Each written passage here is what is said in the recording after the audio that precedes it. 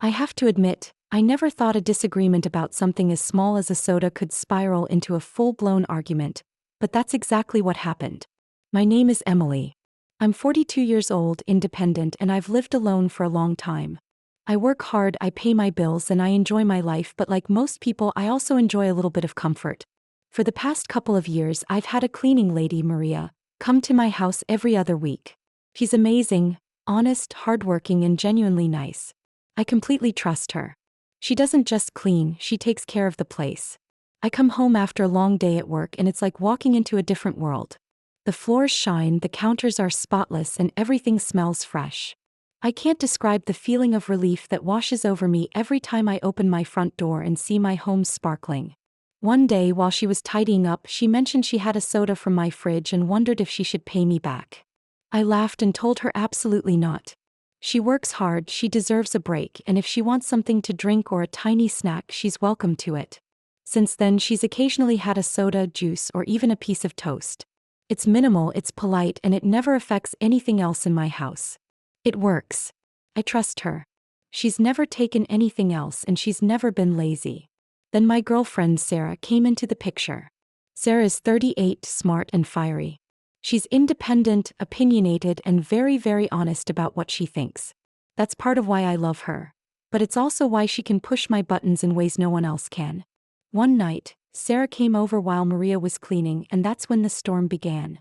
I was in the living room finishing up some work emails when I noticed Sarah watching Maria open the fridge.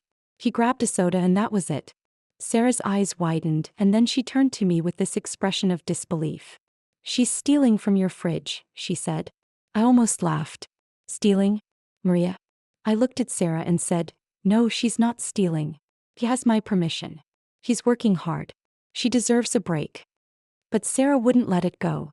She said it was unprofessional, that it could lead to boundary crossing, and that if I didn't fire her now, things could get worse. I just stared at her. For 2 years, Maria had been coming here, cleaning every corner of my house, and never once had I had a single problem. She was trustworthy, diligent, and honest. Why would I change something that works perfectly because someone else feels uncomfortable? I tried reasoning with Sarah. She goes to multiple clients every day. Do you think she's going to carry a lunchbox and a cooler full of food while she vacuums, mops, and scrubs toilets? That's ridiculous. She's not taking meals, she's taking a drink or a snack for her break. That's it. Sarah didn't budge. She shook her head and told me that it still made her uncomfortable. She said she didn't like the idea of a stranger eating anything in our home, even if it was permitted. I tried to understand her perspective, but honestly it felt absurd. What started as a small disagreement quickly escalated.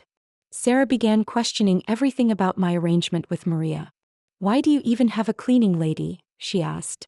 "You live in a 2-bedroom apartment. You can clean it yourself. You don't need someone else to do it for you." I was shocked. I've been working hard my entire life. I pay my bills, I manage my time, and yes, I also enjoy some comfort. That doesn't make me lazy. I explained that I hired Maria as a gift to myself for my 40th birthday. I wanted to enjoy my free time, not scrub floors and clean bathrooms after a long day at work. But Sarah didn't stop there. She started going on about how I was acting like a man-baby, that I wasn't taking responsibility for my own life, and that she wouldn't tolerate Maria when we eventually moved in together. She said she doesn't like strangers in her house, and that I needed to get off my ass and act like an adult. I tried to calm her down. I said, being an adult doesn't mean doing everything yourself. It means making smart choices with your time, managing responsibilities efficiently, and sometimes paying for services that improve your life. Maria isn't a burden, she's a help. She's trustworthy, hardworking, and respectful. She doesn't take advantage of me. She doesn't even eat much. There's nothing wrong here. Sarah refused to listen. She kept repeating that it was unacceptable, that it made her uncomfortable, and that I was somehow failing as a grown adult. As the argument continued, I started to reflect on why this bothered me so much. I realized it wasn't really about Maria drinking a soda. It was about boundaries, about control, and about being judged for making a life choice that works for me. I've lived long enough to know that people project their discomfort onto others. I've seen it in coworkers, friends, and now in my girlfriend. I thought back to all the times Maria had worked in my home, Every surface cleaned, every floor spotless, every detail perfect. She doesn't take advantage of anyone. She doesn't overstep. She's honest and professional. And yet, Sarah was asking me to fire someone who had been nothing but a blessing in my life. I realized then that sometimes people don't understand the value of help, of delegation, or of making life easier for yourself. And sometimes, people have their own insecurities about control that have nothing to do with reality. Finally, Sarah went too far. She told me that when we moved in together or got married, Maria had to go. She said she doesn't like strangers in her house, that she doesn't trust people, and that she wouldn't allow it.